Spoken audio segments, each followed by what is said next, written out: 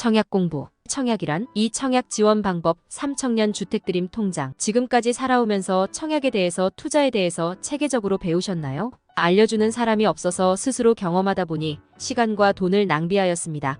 이 영상을 보는 당신은 시간과 돈을 벌어가기를 바라는 마음에 영상을 만들었습니다. 집 사려면 청약하라고 들어보셨죠? 그런데 청약은 무엇일까요? 알기 쉽게 설명하자면 청약 통장은 콘서트에 들어갈 수 있는 입장권이라 생각하면 됩니다. 여기서 기획하는 곳이 공공과 민간으로 나뉩니다. 공공인 지자체에서 시민들을 위한 콘서트의 가수 라인업은 어떠셨나요? 딱히 좋아하지는 않고 가고 싶은 마음이 안 생기는 경우가 많습니다. 민간은 돈을 써서 핫한 가수들이 라인업이라 콘서트 다녀온 사람들은 지인들에게 좋다고 알립니다. 민간 아파트의 이미지가 그렇습니다. 레미안, DH, 아크로는 사람들이 선호하고 그로 인해 가격도 차이가 발생합니다. 분양에 대해서 관심이 클 것이라 임대에 대해서는 가볍게 알려드리겠습니다.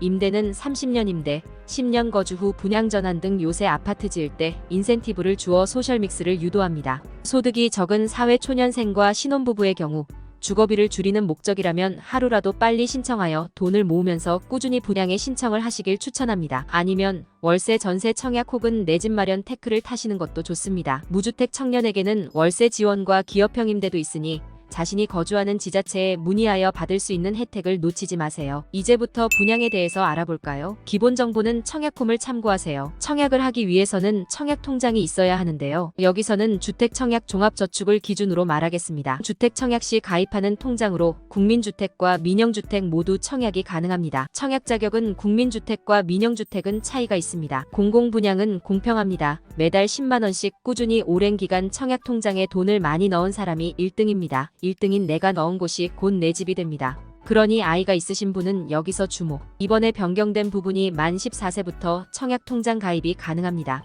계산을 해볼까요? 만 14세 시작하여 매월 10만원씩 30세까지 10만원 곱하기 12개월 곱하기 16년은 1920만원입니다. 이 정도면 통장계에서 깡패입니다.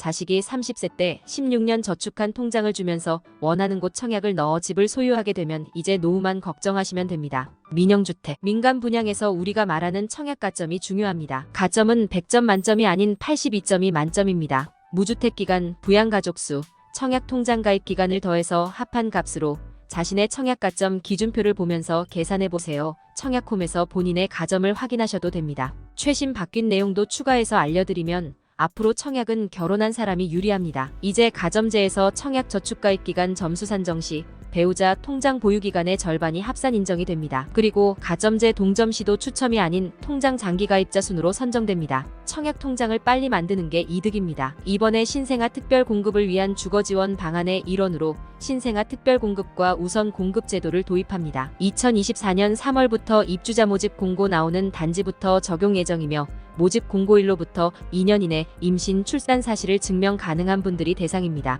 나라에서는 결혼도 하고 아이만 낳으면 신생아특공으로 경쟁률도 낮춰주고 낮은 금리로 대출도 해주고 특히 다자녀가 되면 채청 기준 점수도 변경되었으니 아이 계획이 있으신 분은 신생아특공을 특히 관심 가지길 추천합니다. 결혼한 사람이 유리한 또 하나는 부부 중복 청약도 가능해졌습니다. 나라에서 결혼하라고 하는데 포함이 안 되시는 분들도 너무 상심 마세요. 아직 기회는 있습니다. 우리에게 맞는 특별 공급을 노리면 됩니다.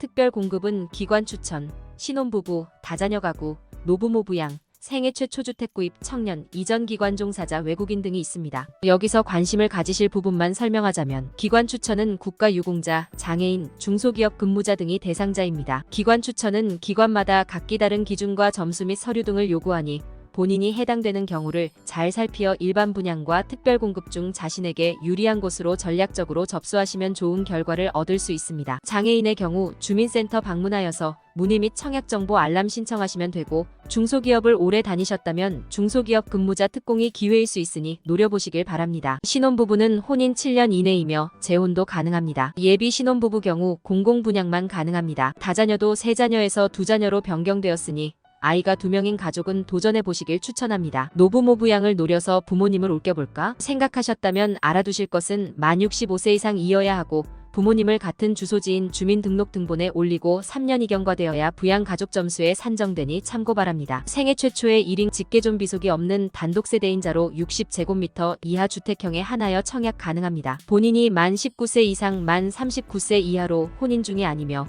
과거 주택을 소유한 사실이 없는 사람이라면 도전을 해볼 만은 하나 사람이 많으니 100번을 기계적으로 넣어본다고 생각하고 도전하시면 좋을 듯합니다. 참고로 면적별 지역별로 가점제 추첨제 비율이 변동이 있으니 관심 있는 아파트는 필히 스스로 챙기셔야 합니다. 이렇게 많은 변화 중 또 하나는 청년인 분들에게 도움을 드리고자 새로운 청약 통장을 만들었습니다. 청년 주택드림 청약 통장. 가입 대상은 만 19세부터 34세까지 무주택자로 연소득 5천만 원 이하이며 납입 한도는 100만 원 이하고 금리는 4.5%입니다. 청년 우대형 청년 통장을 가입하신 분들은 별도 신청 없이 자동으로 전환 가입됩니다.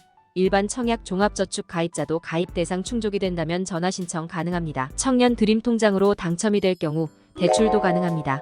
분양가 6억 이하 85제곱미터 이하 주택만 가능하며 분양가의 80%까지 최저금리 2.2%로 최대 40년 만기 기간을 설정할 수 있습니다. 대상은 39세 이하 무주택자로 미혼인 경우 7천만 원 기혼 부부 합산 1억 원 이하면 가능합니다. 다른 혜택은 추가 우대금리로 결혼 시 0.1%, 최초 출산 시 0.5%, 추가 출산 시 0.2%입니다. 돈이 필요하면 통장을 담보로 대출이 가능하니 필히 해지하지 마시고 대출을 이용하시길 바랍니다.